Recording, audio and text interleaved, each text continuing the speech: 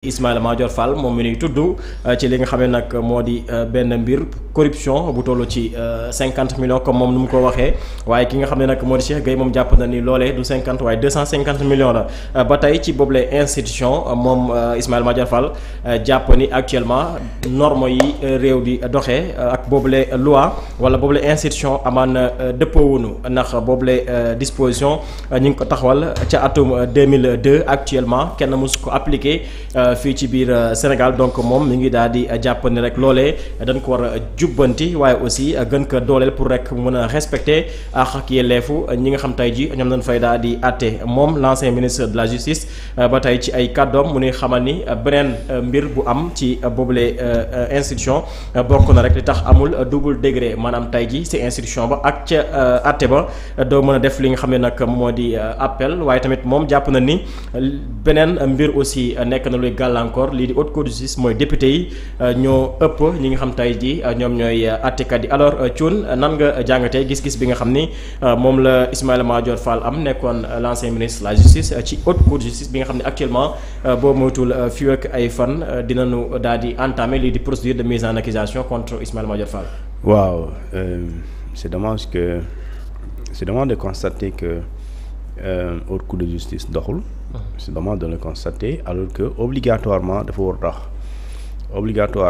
waroon dox parce que loolu la yoon wax et le constater c'est dire autorités yi donc ñi fi nekkoon wala ñi amoon pour def ko activer ko ils ont quand même manqué à un devoir à une obligation même législative parce que yoon moo ko wax pourquoi je dis c'est une obligation législative ku yorul loi bi ku ne da ngay dem ci article 2 de la loi portant haute cour de justice janvier 2002 effectivement ci lañ ko créé wax composition bi l'organisation et le fonctionnement léegi ci li nga xamante moom mooy organisation bi composition plutôt fonctionnement bi article 2 daf ne après chaque renouvellement et dans le mois plutôt qui suit sa première réunion, l'Assemblée nationale élit 8 juges titulaires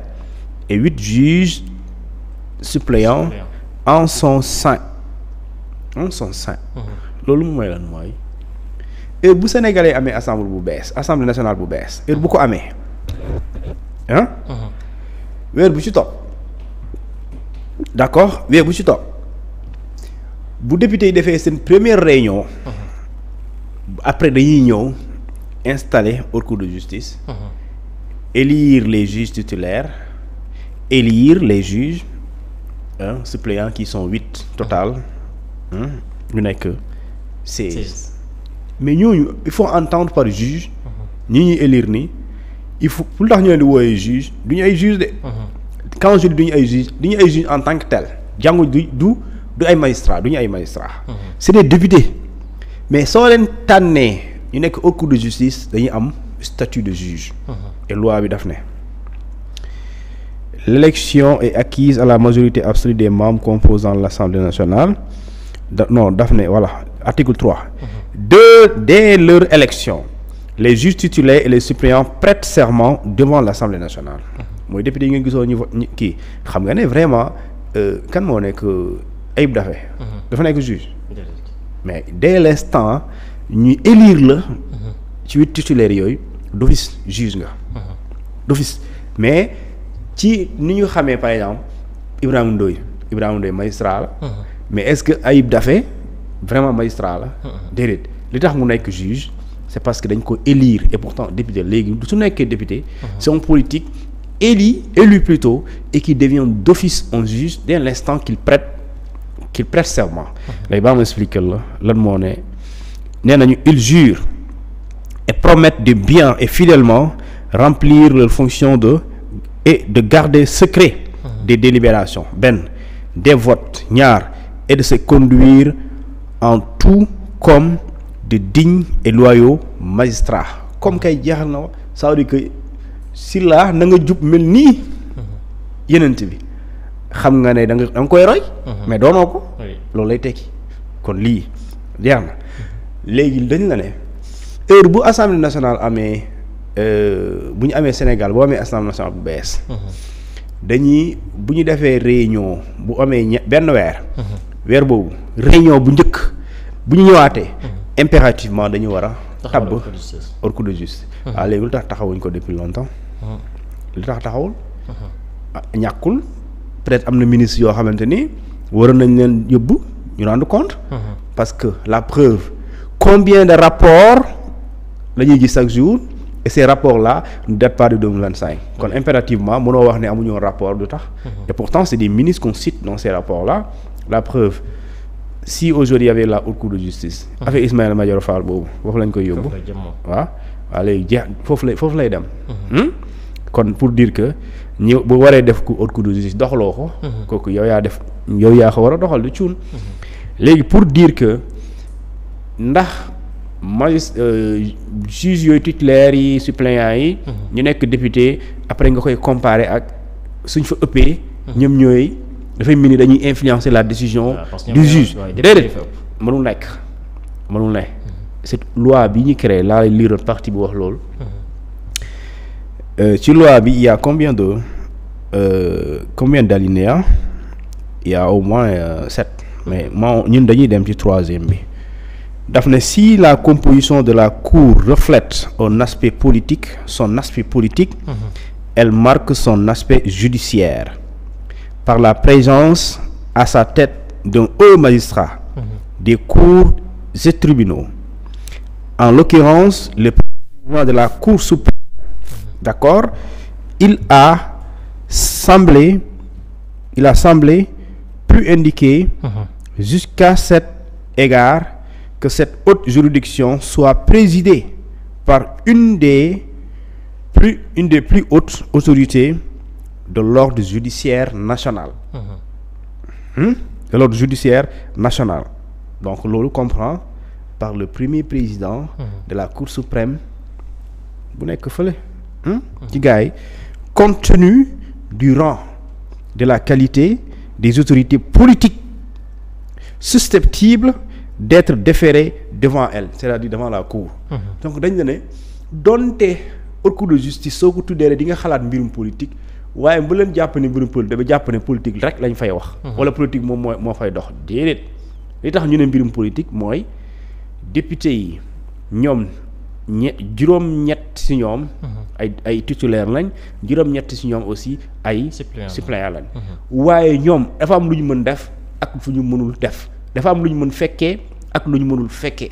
te dinaa la wax fu ñu mënul fekkee waaye léegi député bi bu dee yow dañu ne la am na lu ñuy waxtaanee yow député bi doo fa dugg waaye est-ce que mën nga influencer kon lu ñuy waxtaanee ci biir néeg bi.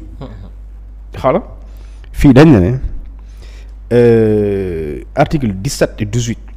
de la haute cour de justice 17-18 daf ne la résolution de l'Assemblée nationale votée par les conditions prévues à l'alinéa à l'article 101 de la Constitution et portant mise en accusation devant la haute cour de justice contient les prénoms, noms, fonctions des accusés, l'énoncé sommaire des faits qui leur sont reprochés. Et dans les cas prévus à l'alinéa 2 de l'article 101 de la Constitution, les visas des dispositions légales en vertu desquelles il est exercé la poursuite. Léegi ñu ne article 18 bi moom laa lay wax.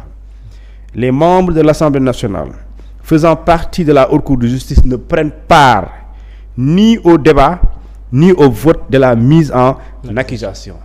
Waa léegi koo xamante ñeneen suñuy waxtaanee ndax dañuy mayee soxna si wala déet ñu ne yow doo fa fekkee waaye ñi war a waaw wala déet est-ce que yow kon boo nekkee ci biti war nga ko mën nga ko influencer sachant que dañ ne bu ñuy waxtaan d'accord ci biir néeg bi doo fa dugg maanaam député yi 8 yooyu ak seen suppléant kenn du dugg ci débat bu ñuy voter la mise en accusation donc bul confondre la mise en accusation et la résolution de mise en accusation les députés bu ñuy voter la résolution de mise en accusation benn magistrat di fa ne ça c'est les 165 députés qui sont appelés à dire oui ou non ou à s'abstenir plutôt léegi nag bu ñu paree ñoom bu ñu adopter la résolution moo ñu ne waaw conforme à l'article 101 de la Constitution alinéa 2 les 3/5 de la majorité suñu d'accord président de l'Assemblée nationale moom mooy saisir le président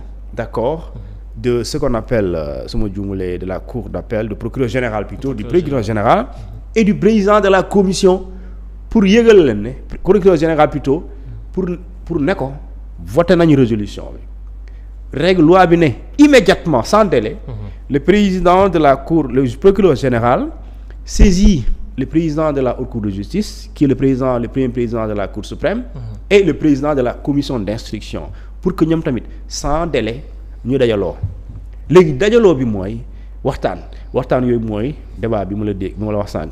ñu ne leen donte ñoom bokk nañ ci haute cour de justice wante ñoom du ñu fekkee waxtaan bi du ñu fekkee voté bi nga xamante ni moom la magistrat yi di def du ñuy voté la mise en accusation bu député yi indi teg ko ci table bi. waaye léegi kon est-ce que loolu mooy instruction bi la ñuy waajal. L'instruction on quitte l'accusation dem ci instruction su paree su dee dañuy attewaa ji mais député yi mënuñu inventer loi. yaa ngi dégg ki ngay bëgg a topp da nga koy topp conformément au code de procédure pénale daan ko conformément au code pénal sénégalais c'est-à-dire que su dee da nga koy toppee lu ñu tuddee association de malfaiteurs l'article 238 su dee da nga koy toppee détournement de deniers publics diggante 152 ba 155 bu dee da nga koy toppee lu ñu tuddee corruption 159 ba 162 yooyu ngay xool nga ne ko yow lii nga def nii nga tudd. kon nee nañ képp ku def lii. yow waaw mais député lu ñu mën a def ci loolu. kon ñoom seen liggéey ci procédure mise en accusation bi la yam. mënuñu influencer déroulement juridiction bi jugement bi benn. mënuñu influencer décision bi fay nekk mënul nekk. moom jàpp na ni aussi loi boobu depuis 2002 dañ ko taxawal te boobaak léegi daanaka mosuñu ci àtte kenn koo xam ni tey jii ancien ministre nga woon alors tey jii en 2025 nu bëgg teg boobule institution est-ce que tey jii loi bi du nekk loo xam tey jii lu xaw caduc la maanaam li tax nu teg boobule loi ak réalité bi actuellement est-ce que dina nekk loo xam ne lu méngoo la après 23 ans. Non, la loi n'est pas dépassée. Quand je dis caduc, je ne suis pas abrogé parce que caduc mooy yàgg na. Elle n'est pas abrogée, elle est en vigueur. Parce que quand boo ko voté nga adopté ko nga promulgué ko. Jusqu'à ce jour. elle est en vigueur soo demee ci valise loi Sénégal fu ñu ne. noonu laa wax mën a expliquer ci arsenal juridique bi soo ko tijjee di nga fa gis. kon mu ngi en vigueur. su nekkoon en vigueur. tu penses que dinañ taxawal député yi dinañ dem voter ko assemblée nationale woo gars yi après ñu ne leen taxaw na. non mënul nekk. donc la loi elle est en vigueur léegi nag est-ce que moom ci tolluwaayu jamono. est-ce que méngoo na ak moom loolu mën na nekk débat. mais yow mi bëgg a def yow mi ko bëgg a def débat tu as eu au moins 22 ans. pour le faire 22 ans. 2002 2025. ñaata 23 ans. oui. et tu as eu 23 ans. ou bien ñi nga àndaloon ils ont eu au moins 12 ans. Macky Sall par exemple a eu 12 ans pour modifier cette loi. si vraiment elle est dépassée. mais parce que nee na sax am na yeneen yu si am yoo xam ne tey jii du respecter ak ki yelleefu ki nga xam tey jii moom lañ fay àtte nga baal ma doguma la bokk na. ci ni mu amulee double juridiction ci instruction bi ak ci li nga xam ne nag moo ci jugement bi loolu tax mën na tax. bu ñu attaqué boobu la loi fële ca conseil constitutionnel nu daal di koy annulé ndax nekk na loo xam ni c'est institutionnel loolu est-ce que c'est anticonstitutionnel loolu aussi est-ce que mën na ci nekk. léegi li mu wax. foofu moo tax ma ne la tolluwaay ak jamono mën nañ ci débattre. léegi mais pourquoi on n'a pas posé le débat pendant 12 ans aujourd'hui on peut poser ce débat. mais on aurait pu aussi le poser en 2022. 24 et la question c'est là 2002 lañ la ne. heure bu Sénégal amee assemblée nationale bu bees bu matee benn weer bu ci topp première réunion bi. prochainement député yi dañoo war a installer haute cour de justice depuis 2002. alors kon jàppal ne toutes les législatures bi fi jàll. dañu war a installer bu ne haute cour de justice te haute cour de justice doo ko installer ba pare nga ne yéen ñi fa ne da ngeen di naan café toog seetaan. dañ koy installer dans le but de poursuivre. Certainement des autres autorités qui sont des ministres. Ou bien des présidents ou des premiers ministres. léegi ça veut dire que léegi 2000 léegi nu ñu arrière rek. 2017 je pense que amoon na législative Sénégal. dañ ko waroon installé wuñ ko. 2022 dañ ko waroon installé wuñ ko. yaa ngi dégg bi mujj bii juillet 2022 bi passé. dañ ko waroon installé wuñ ko. loolu du ay option obligation yoon daf ne il est après chaque renouvellement il est de l'Assemblée nationale renouvellement mooy heure boo amee élection bu benn nga yeesal ko. d'accord législature 12e législature 13e législature da nga koy yeesal parce que moom heure bu assemblée bu bees amee. plutôt député yu bees bu ñu ñëwee dañu war a am nouvelle équipe parce que par exemple tey su assemblée bi seen mandat bu jeexee. ñi nekkoon ci haute cour de justice te ñu nekkoon député moo tax fa siège parce que nekkatuñu député. moo tax ñu ne la heure boo ko yeesalee da ngay yeesal aussi haute cour da nga koy installé waale haute cour de justice parce que député yi fa nekk mën na am nekkatuñu député. parce que mën nañ perdre seen mandat. léegi loolu obligation la léegi soo ko deful problème la léegi nag par rapport ak lu ñu tuddee double degré de juridiction. dafa am solo nag ci àtte. mais bi amu ko. déedéet. loolu mooy dëgg aussi. amul lu ñuy tuddee double degré de juridiction mooy buñ la mbéjee fii nga jooyee ko fële. buñ la mbéjee fii nga dem jooyee ko fële li amul lool fii dañ lay mbéj rek nga nangu xool kanam. la ñu dolli la beneen. mais amuloo nga jooy noppi. waaw jooy noppi bu dee dafa yàgg nag loolu mooy problème bi léegi lu tax lu wax loolu. moo tax mu doy waar. bu la mbéjee jooyal ko noppi. déet day yàgg. kalaame kay jaru ko. déet moo tax mu doy waar nag moo tax mu doy waar léegi lu tax ñu ne la si la article 35 daf moo ko wax article 35. article 35 de la loi moo ne les arrêts de la haute cour de justice. ne sont susceptibles ni d'appel ni de pourvoi en cassation. c'est-à-dire que mënuñu laa daan haute cour de justice. nga dem cour d'appel di naan da ngay contester décision bi mënu nekk loolu mooy li ñu tuddee appel. mënuñu la daan aussi. nga dem cour suprême ngeen da ngay casser décision bi da ngay casser lu la décision. ou bien l'arrêt mënu nekk. kon yow bu ñu la daanee li nga am mooy. lenn moo mu ne toutefois ils sont susceptibles c'est-à-dire les arrêts. de révision dans les formes et conditions légales. On ne peut pas faire appel ni se pourvoir en cassation. Cependant les arrêts les décisions de la haute cour de justice. par exemple ñu ne 10 ans 5 ans.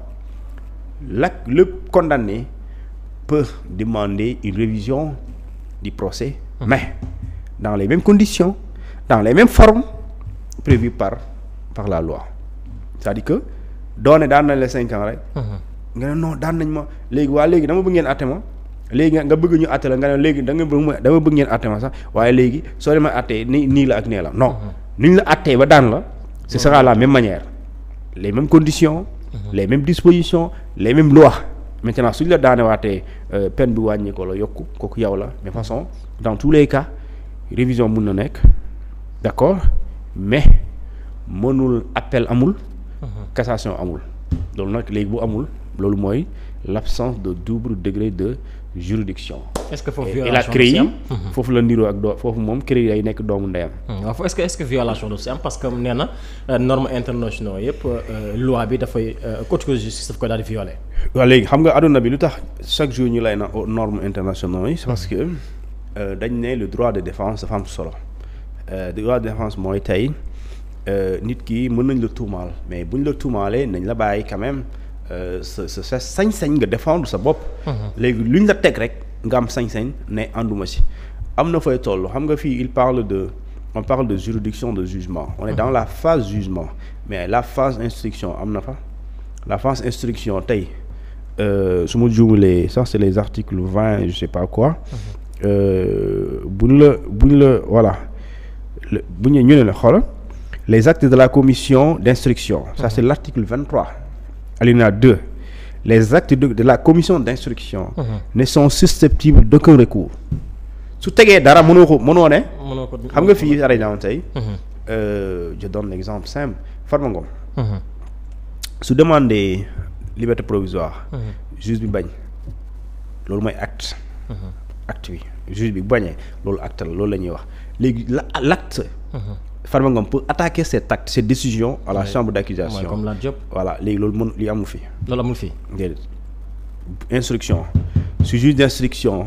le juge d'instruction non le président de la commission d'instruction bu tegee acte mu décider mënoo koo contester maanaam boo koy contester sa xel nga koy contester comme ni naan maa ngi lay saaga si xel loolu nga fiy def waaye mënoo du jóg su jógee mooy amul effet c'est nul et sans effet donc mooy léegi nag foofu ça c'est l'article 23 les actes de la commission d'instruction ne sont susceptibles d'aucun recours ba pare ne la commission statue sur les incidents de procédure parce que mën na am jafe-jafe mais da ciy atte soo ne yéen da ngeen war a respecter sama yoon respecté wu leen ma da ngeen ma déglu sans sama avocat te loolu yoon da koo tere léegi commission day atte ci loolu ñu ne la commission statue sur les incidents de procédure et notamment sur les nullités de l'instruction d'accord et par ñu ne toute nullité non évoquée avant la décision de renvoi est ouverte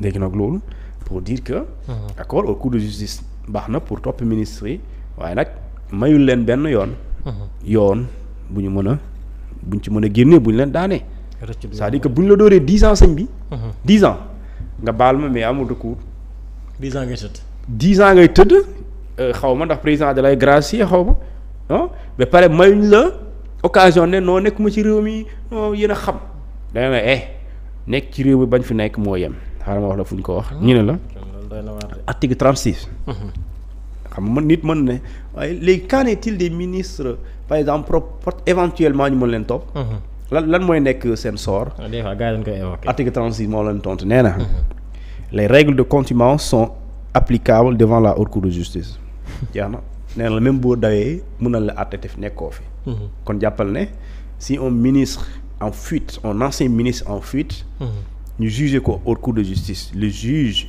magistrat yi déclaré ko coupable il devient contumax. fu ñu ko jàppee si kaso ba la jëm. waaw contumax léegi nag. si fu ñu ko jàppee est-ce que jugement bi dafay anéantir wala. loolu yoon wax code procédural dooy dul Ismaïla Madior Fall waxul yaa déet waxul lu mu waxoon amul de li Ismaïla Madior Fall waxoon loolu moom du contumace monsieur le ministre nga baal ma waaye li nga waxoon ci Sonko loolu du contumace déedéet mu ne ndekki na xaw ma la. Sonko tey grève de la faim moom def ko tey jii mu ne ndekki na kay. non réew mi neexoon na kay ndekki na ah dañ laaj soog nga ndekki woon nga jour moom.